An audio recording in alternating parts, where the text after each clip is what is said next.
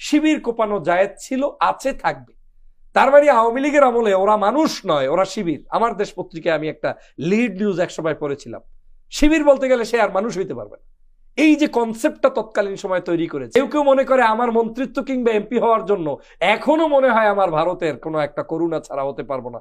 না, বাংলাদেশের জনগণ, আপনি আগামী ইলেকশনের দিকে তাকিয়ে দেখবেন, মার্কা নয় ব্যক্তির নির্বাচন হবে। অনেক জায়গায় আছে যারা এখনো ভারতের পা চাটছে, প্রত্যেকে 0% ভোট পেয়ে এমনকি তার জামানত হারাবে, যদিও তিনি জামাত থেকে ইলেকশন করে কিংবা বিএনপি থেকে করে, কারণ দালালদেরকে এদেশের মানুষ আর ভোট দেবেন। আমার তো মাঝে মাঝে কষ্ট হয়ে এলে মনে হয় কি জানেন, শেখ হাসিনার একটা কাজ সবচেয়ে ভুল ছিল, সেটা হচ্ছে তিনি যাদেরকে আয়নাঘরে নিছেন এদেরকে না নিয়ে এই যারা এখন শেখ হাসিনার প্রীতি দেখাচ্ছে, আওয়ামী লীগ প্রীতি দেখাচ্ছে, ভারতের প্রীতি দেখাচ্ছে, এই লোকগুলোকে যদি নিয়ে যেতেন, লুৎফুজ্জামান বাবরকে যদি না নিতেন, কিংবা ওই যে আমান আল আজমি, মীর কাসেম আলীর ছেলে আরমান ব্যারিস্টার, তাদেরকে না নিতেন, তারপরে এই যে এমিলিয়াস আলীর মতো পরিবারকে যদি আজকের ওই রকম মানে তার হাজবেন্ডকে এমিলিয়াস আলীকে হারাতে না হতো, ওই জায়গাগুলোতে আমি নাম বললাম না আজকে, যেই সকল রাজনীতিবিদরা এখন বিভিন্ন দলের ভিতরে ঢুকে ওদেরকে প্যাট্রোনাইজ করছেন, তাদেরকে নিয়ে যেত, তাহলে তারা বুঝতো যে কত ধানে কত চাল। দেখেন, বাংলাদেশ থেকে মানুষকে আয়না ঘরে নেওয়া হলো, গুম করা হলো, খুন করা হলো, সেগুলোর সময় আপনি কিন্তু মব জাস্টিস বলতেন না। আপনাকে নতুন করে ন্যারেটিভ তৈরি করে দেওয়া হলো। কত বড় সুফি সাধকের দল আওয়ামী লীগ আর শেখ হাসিনা, যে কিনা 2000 মানুষকে গুলি করে হত্যা করে রক্ত দিয়ে গোসল করে, সেই নেত্রী পালিয়ে গিয়েছে, সেই নেত্রী আবার আমার দেশের মানুষদেরকে শিখাচ্ছে। আর এদেশের কিছু বুদ্ধিজীবী হঠাৎ করে বুদ্ধি বনে যাওয়া, যারা আওয়ামী লীগ পালিয়ে যাওয়ার পরে হতাশ হয়েছে, হার্ট ব্লক ছিল, তারা এখন নতুন করে রাজনীতিতে হাওয়া লাগাচ্ছে, মব জাস্টিস বলছে। What is the meaning of mob justice? আজকের এইগুলোকে মব জাস্টিস বলে, যেখানে আজকের আওয়ামী লীগ নিজেরাই বলেছে যে তারা ক্ষমতা থেকে যাওয়ার পরে কমপক্ষে 5 থেকে 10 লক্ষ মানুষ নিহত হবে।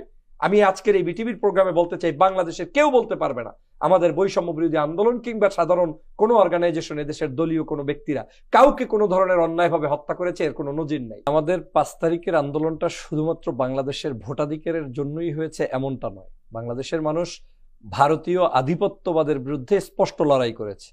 চটকপাকাত লেগেছে শুধু শেখ হাসিনার কাঁধে নয়, গালে নয়, সেটা লেগেছে সরাসরি ভারতের কাছেও। এবং বাংলাদেশের এই পরিবর্তনের জন্য পৃথিবীর মধ্যে যদি কোনো ব্যক্তি সবচেয়ে বেশি স্যাড হয়, কষ্ট পায় এবং তার নির্ঘুম রাত কাটাতে হয়, সেটা হচ্ছে ভারত। এবং ভারতের নরেন্দ্র মোদী সরকার সহ তারা সবাই মিলে এটা নিয়ে অস্থির ছিলেন। আর অস্থির ছিলেন বিধায় পৃথিবীর কোনো জায়গায় খুনি শেখ হাসিনা যখন স্থান পায় নাই, একমাত্র এই খুনিকে স্থান দিয়েছে কিন্তু পার্শ্ববর্তী দেশ ভারত। সেখানেও আমাদের সাথে তারা, আমাদের যে একটা পররাষ্ট্রনীতির সম্পর্ক রক্ষা করা উচিত ছিল, সেটা দেশের সাথে তারা রাখে নাই, তারা খুনির সাথে রেখেছে। এবং এটাই আমরা গত 16 বছর পর্যন্ত বলেছি যে বাংলাদেশের পররাষ্ট্রনীতি হবে ম্যান টু ম্যান, আমার ওয়েম্যান, আমার পিপল, তার পিপল, এই পিপলের সাথে পিপলের সম্পর্ক হবে, রাষ্ট্রের আমার সাথে তার সম্মান এবং আত্মমর্যাদার ভিত্তিতে সম্পর্ক হবে। কিন্তু গত 16 বছর কি হয়েছে? গত 16 বছর শুধু শেখ হাসিনার সাথে, আওয়ামী লীগের সাথে সম্পর্ক হয়েছে ভারতের, এবং ভারত সেটাকে ব্যবহার করে আমার দেশ থেকে যা ইচ্ছা তাই করে নিয়েছে।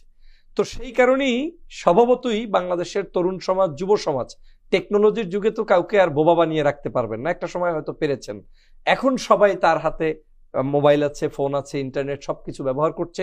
সে প্রতিনিয়ত জানছে যে কে আমাকে দিচ্ছে, কে আমাকে দিচ্ছে না, কে আমার 71-এর বন্ধু সেজে আমার 71-এ যারা আমার উপরে জুলুম অত্যাচার করেছে কিংবা আমাকে তোষণ করেছে, আমার উপরে জুলুম নির্যাতনের পাশাপাশি আমার দেশ থেকে সবকিছু কেড়ে নিয়েছে, যাদেরকে বলছি, তাদের চাইতে আবার নতুন করে এই 53 বছর পরে কারা নিয়ে যাচ্ছে সবকিছু, সেই জিনিসটা মানুষ কিন্তু উপলব্ধি করতে পারছে।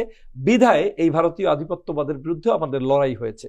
আজকে যে সমস্যাটা, সেটা হচ্ছে ভারত কিছু ন্যারেটিভ তৈরি করতে চায় বাংলাদেশে, কিছু শব্দচয়ন আপনাকে দিচ্ছে, কিছু কার্যক্রম আপনাকে দিচ্ছে, সেটা প্রগতির নাম দিয়ে দিচ্ছে, সেটা জঙ্গিবাদের নাম দিয়ে দিচ্ছে, সেটা ইসলামিক কিছু ওয়ার্ডের নাম দিয়ে দিচ্ছে। এগুলো করে করে বাংলাদেশের মানুষকে শুধু চাপে রাখার কৌশল, আর কিছু নয়। গতকালকে কিন্তু বিএনপি একটা গুড কাজ করেছিল, তিস্তার বাঁধের ওইখানে তাদের একটা বিশেষ একটা 2 দিনের কর্মসূচি ছিল।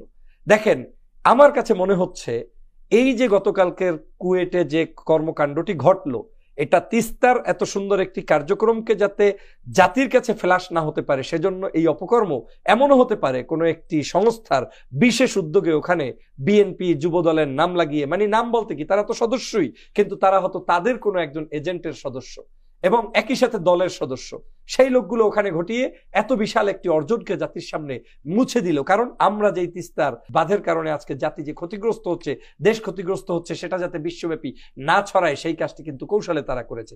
তার মানে তাদের আধিপত্য কিন্তু বন্ধ হয়নি, তারা কিন্তু প্রতিনিয়ত এই কর্মকাণ্ডটি করছে। দেখেন, বাংলাদেশ থেকে মানুষকে আয়না ঘরে নেওয়া হলো, গুম করা হলো, খুন করা হলো, সেগুলোর সময় আপনি কিন্তু মব জাস্টিস বলতেন না। আপনাকে নতুন করে ন্যারেটিভ তৈরি করে দেওয়া হলো। কত বড় সুফি সাধকের দল আওয়ামী লীগ আর শেখ হাসিনা, যে কিনা 2000 মানুষকে গুলি করে হত্যা করে রক্ত দিয়ে গোসল করে, সেই নেত্রী পালিয়ে গিয়েছে। সেই নেত্রী আবার আমার দেশের মানুষদেরকে শিখাচ্ছে। আর এদেশের কিছু বুদ্ধিজীবী হঠাৎ করে বুদ্ধি বনে যাওয়া, যারা আওয়ামী লীগ পালিয়ে যাওয়ার পরে হতাশ হয়েছে, হার্ট ব্লক ছিল, তারা এখন নতুন করে রাজনীতিতে হাওয়া লাগাচ্ছে, মব জাস্টিস বলছে। What is the meaning of mob justice? আজকের এইগুলোকে মব জাস্টিস বলে, যেখানে আজকের আওয়ামী লীগ নিজেরাই বলেছে যে তারা ক্ষমতা থেকে যাওয়ার পরে কমপক্ষে 5 থেকে 10 লক্ষ মানুষ নিহত হবে। আমি আজকের এই বিটিভির প্রোগ্রামে বলতে চাই, বাংলাদেশের কেউ বলতে পারবে না আমাদের বৈষম্য বিরোধী আন্দোলন কিংবা সাধারণ কোনো অর্গানাইজেশন, এদেশের দলীয় কোনো ব্যক্তিরা কাউকে কোনো ধরনের অন্যায়ভাবে হত্যা করেছে, এর কোনো নজির নাই। যদি 2-1টা ঘটনা হয়ে থাকে, সেটা ন্যাচারাল ডেথ যেটা বাংলাদেশের সাধারণত হয়, সেই ধরনের কোনো কার্যক্রম হয়তো থাকতে পারে। কিন্তু আজ যদি এই একই সিচুয়েশন অন্য কোনো দলের ক্ষেত্রে হয়তো, ধরেন খালেদা জিয়া গেছে বিমানে পালিয়ে, আর সেই সময় আওয়ামী লীগ আসছে এই দেশে ক্ষমতায়, কিংবা তত্ত্বাবধায়ক সরকারের আমলে আওয়ামী লীগ সারা দেশের পাহারা দিচ্ছে, পথে পথে মোড়ে মোড়ে আপনার লাশ আর লাশ পড়ে থাকতো, এবং সেগুলো পশু পাখিতে খেত। বিদেশে এগুলোর উপরে প্রচার হইতো যে বাংলাদেশ থেকে একজন স্বৈরশাসকের বিদায়ের পরে লাশ আর লাশ। এটাই বাংলাদেশের আমাদের যে পরিবর্তন হয়েছে, আমরা যে সফট কর্নারের, আমরা যে ভালো মানুষ, এর প্রমাণ এটা। কিন্তু এই কাজগুলো তারা করতে চায়। আপনি দেখেন, গতকালকের একটা লোক পোস্ট করেছে সৌদি আরব থেকে, সম্ভবত সোহাগ গাজী নামের এক ভদ্রলোক, বিএনপি পরিচয় ধারণ করতে চায়। কিন্তু আমি মনে করি এরা বিএনপি টিএনপি না। এগুলোকে বিএনপি ধারণ করতে গেলে, শাহবাগীরা এদেরকে নিয়ে প্যাট্রোনাইজ করতে গেলে বিএনপিরই আপনি ক্ষতি করছেন। যেমন তিনি বলছেন, শিবির কোপানো জায়েজ ছিল, আছে, থাকবে। তার মানে আওয়ামী লীগের আমলে ওরা মানুষ নয়, ওরা শিবির। আমার দেশ পত্রিকায় আমি একটা লিড নিউজ 100 পড়েছিলাম। শিবির বলতে গেলে সে আর মানুষ হইতে পারবে না। এই যে কনসেপ্টটা তৎকালীন সময় তৈরি করেছে, একই কনসেপ্ট আবার নতুন করে ছাত্র দলের মাধ্যমে, ভিন্ন কোনো দলের মাধ্যমে প্রমোট করার চেষ্টা করছে যে আগে কোপানো জায়েজ ছিল, এখনো আছে, ভবিষ্যতেও করবে। দ্যাট মিনস ভবিষ্যৎ বাংলাদেশটা কোন দিকে যাচ্ছে সেটা আপনার এই স্ট্যাটাস থেকে দেখতে পাচ্ছেন, সেটা আপনার কুয়েটের ঘটনা থেকে দেখতে পাচ্ছেন। এই বাংলাদেশ তো বৈষম্য বিরোধী আন্দোলনের ছাত্ররা চায়নি এবং সেটা করবে না। এখন এই ভারতীয় আধিপত্যবাদ থেকে বাংলাদেশের জনগণ যেটা রক্ষা করতে বুঝতে পেরেছে, রক্ষা করতে চায়, আমার রাজনীতিবিদরা চায় না। চায় না কেন জানেন? দোটানায় অবস্থান করছে। কেউ কেউ মনে করে আমার মন্ত্রিত্ব কিংবা এমপি হওয়ার জন্য এখনো মনে হয় আমার ভারতের কোনো একটা করুণা ছাড়া হতে পারবো না। না, বাংলাদেশের জনগণ, আপনি আগামী ইলেকশনের দিকে তাকিয়ে দেখবেন, মার্কা নয় ব্যক্তির নির্বাচন হবে। অনেক জায়গায় আছে যারা এখনো ভারতের পা চাটছে, প্রত্যেকে 0% ভোট পেয়ে এমনকি তার জামানত হারাবে, যদিও তিনি জামাত থেকে ইলেকশন করে কিংবা বিএনপি থেকে করে। কারণ দালালদেরকে এদেশের মানুষ আর ভোট দেবে না। ভারতের বিরুদ্ধে কঠোর অবস্থান আপনার থাকতে হবে, জনগণের কাছে দেশের জন্য কঠোর অবস্থান থাকতে হবে। এদেশের ধর্মীয় মূল্যবোধ, মানবিক মূল্যবোধ, সামাজিক মূল্যবোধ এবং সাংস্কৃতিক মূল্যবোধ, এই মূল্যবোধের পক্ষে আপনাকে থাকতে হবে। এটা থেকে আপনি যা করেন আপনার পাশে তারা থাকবে। অতএব এই রাজনীতিবিদরা যারা বুঝতেছে না, তারা এখনো ওই 16 বছর যে কারণে বুঝতে অক্ষম ছিল, একই কারণে তারা এখন অক্ষম, এবং তারা মাঠে ময়দানে ধরা খাবে বলে আমি মনে করি। কিন্তু সাধারণ শিক্ষার্থীরা এই জায়গাটায় কিন্তু আমাদেরকে বারবার ওয়ার্নিং দিচ্ছে যে প্লিজ লুক ইনটু আস। আজকে 36,000 থেকে 50,000 শিক্ষার্থী হাত নাই, চোখ নাই, পঙ্গু। আজকে তারা অবস্থা এই হয়ে গিয়েছে।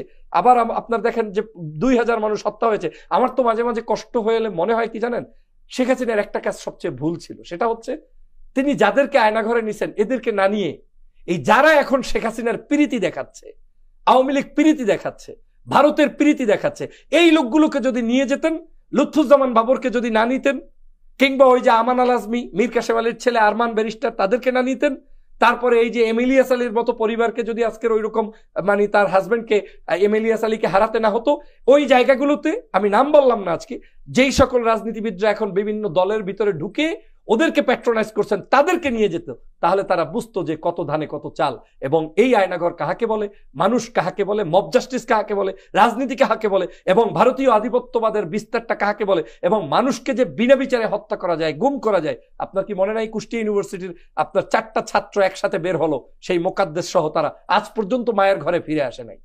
করুণা হয়। আগররুনি হত্যা হয়েছে আজ পর্যন্ত 104 বারের অধিক, এখন মনে হয় 10 বার হয়ে গিয়েছে। তাদের সবকিছু চেঞ্জ হয়ে গিয়েছে, কোনো পরিবর্তন হয়েছে?